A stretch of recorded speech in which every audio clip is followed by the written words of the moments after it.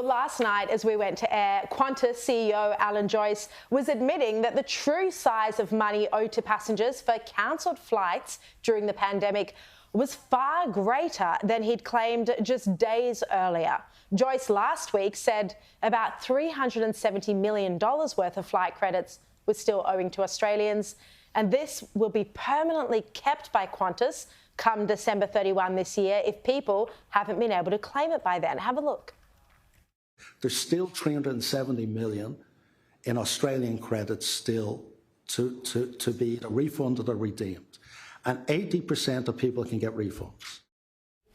But then, under grilling in Senate estimates late yesterday, Qantas admitted that the true figure of money owed to Australians for these cancelled flights was about $100 million higher.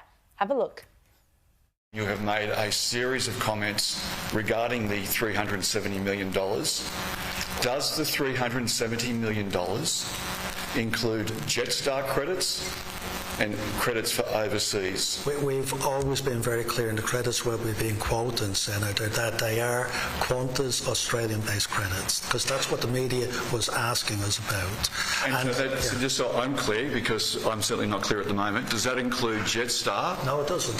Jetstar is around $100 million. All right, let's bring in tonight's panel, Paul Murray and Liz Storr. Terrific to see you both. Hello. Hello. Paul Murray, Qantas is the most complained about company according to the ACCC for 2 years in a row. Now the rules have changed. Catherine King, the Transport Minister, isn't requiring the ACCC to monitor airline complaints anymore, according to the Fin Review. And they will be soaring if people don't get their money back. Nearly $500 million worth of cancelled flights, and people deserve their money.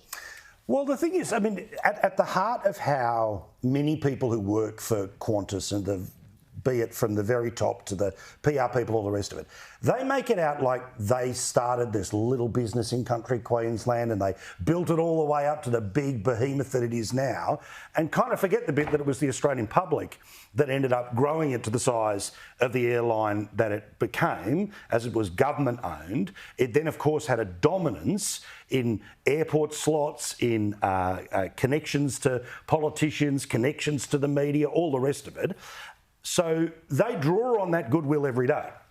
That goodwill, however, runs out when they choose profit over people. It's run out. Now, Yes. Absolutely. We're in deficit. We say that, but I guarantee that as soon as they start ringing around a television newsroom saying there's a new long-haul flight between Rockhampton and New York, do you want to sit in business class and do a package on the 6 p.m. news about how cheap flights are going to be into the future? On breakfast television, yeah. Then we know that's going to happen, right? Yeah. That's how they keep their machine running.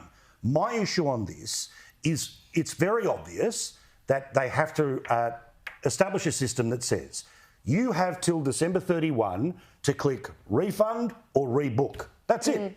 That's the option. They've got the technology for you to spend $2,000 with them to fly somewhere. You have to have the technology to get $2,000 back. Yeah, it shouldn't even be that complicated. People had to book on their credit card. They should be able to just refund the credit card.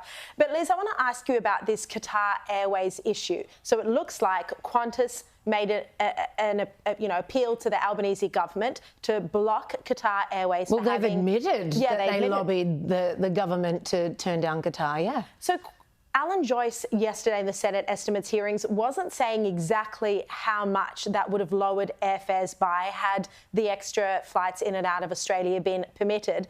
But Virgin has come out today, the Virgin Chief Executive Jane Hardlicker, and she said airfares could have come down by 30 to 40% if Qatar Airways was allowed to schedule more flights into Australia and more capacity was returned. This is quite a significant amount of money. Yeah, this would make an eye-watering difference. And I love that Virgin has made this move. We've never had more reasons to fly Virgin. Except that they cancel their flights all the time as well. The Virgin cancellations are worse than Qantas. Isn't much better. Qantas isn't much better, but we didn't have to bail them out twice, which is what we've done with Qantas. Firstly, to the tune of $2.7 billion over the course of the pandemic.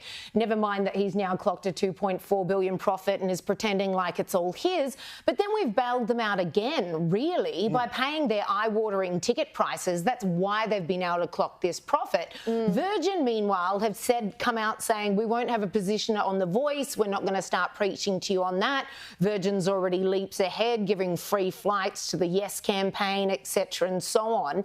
This would have made a real difference. But what we know the Labor government is doing here, it's quite clear there's some sort of protection racket going on, and they keep referring it to as the national carrot. And, you know, it's the national carrot. I hear that again. Like we owe it to them, like it's government's job to keep them afloat and keep their pockets padded to this extent.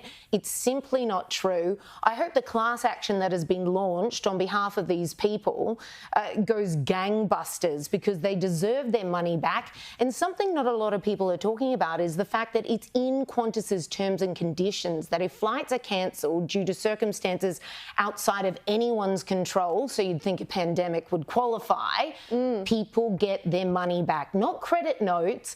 And this whole business of, oh, it expires in December. Money doesn't expire. No, exactly. Well, one thing that I also love, look, I personally, I thought that a big chunk of that hearing yesterday was farcical, because it was how many times can I ask 6 questions in a row and not let him speak for longer than 30 seconds? What was the rush? Why did everyone have to rush? Was somebody late for dinner? Like, the idea that this wasn't an all-day, start at 9 o'clock and just punch it out for hours, so we could actually start to tease out some information. But here's the challenge. For many of the politicians who've made their names off whacking away at Qantas, I hope you don't have a chairman's love membership. If you do, hand it back. Well, they all do. They all do. So this is my point. And that's the ultimate lobbying power of Now, Qantas. we've only got a minute left, so I quickly want to get to the Teals. There's a piece by Miriam Rubin in the Financial Review today where she talks about how North Sydney Teal, Kylie Tink, sold her house earlier this month. She's been against gas, but in her home there's a gas fireplace, gas stove, etc. And then you've also got Zoe Daniel, who before the last election said she had no plans to kick off a debate about the GST or stage 3 income tax cuts. And what has she done since then, Paul? Kicked off a debate about exactly those things. But this is it, because they know that they had to pretend. Now, remember, the Teal process has had multiple faces over the years. Disaffected Liberals, yet the member for Warringah, Ms Stegall, turned around and said that she'd never voted Liberal when Tony Abbott was a local MP, which meant she never voted to return the Howard government. She never voted for her mate Turnbull. Instead, they were sort of Greens. Of course, at the last election, it was all about pretending that they were sort of the local candidate, women power, all the rest of it. But the reality was, it was about taking a bit off Labor, a bit off the Libs, and then preferences will wide them through. Now they are there as their own entity, and the reality of Australia is, once you get an independent, think about everything from Bob Katter to Wilkie to Sharkey, they stay for a long time. So sadly, despite the fact you can be a hypocrite, you can be caught red-handed being a hypocrite, they'll still re-elect you. They still.